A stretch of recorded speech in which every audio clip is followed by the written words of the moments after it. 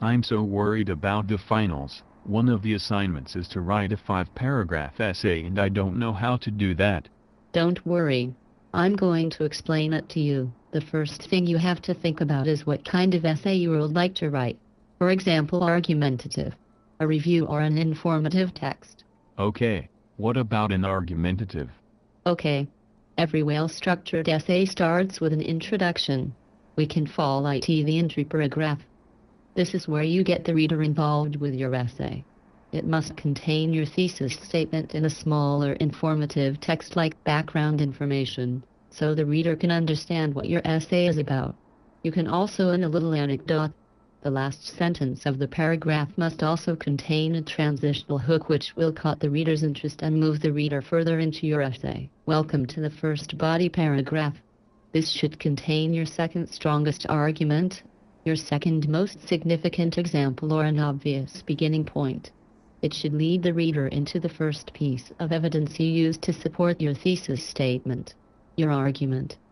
This evidence must all revolve a single theme and should come in the form of a quotation or facts from a primary source. To gain a better flow in the essay, you can use linking words that will connect the arguments together. For example, first of all, second all, at last, and so on. Always think about mention your thesis discreetly in all of your paragraphs to remind the reader.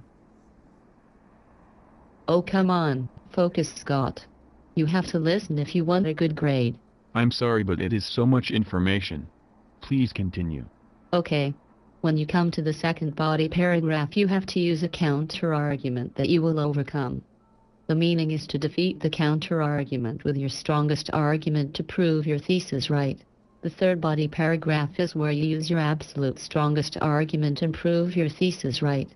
An easy way to start the paragraph is to use words like even though and then write why your thesis is right. When writing the third, always think about using your cleverest illustration and most significant example. You also use statistics and other facts. Using rhetorical question will give your reader that will make them think twice.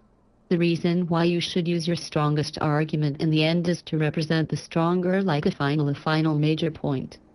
You go in strong, overcome the counter-argument, and you finish it with the strongest. I'm almost done. This is the last part.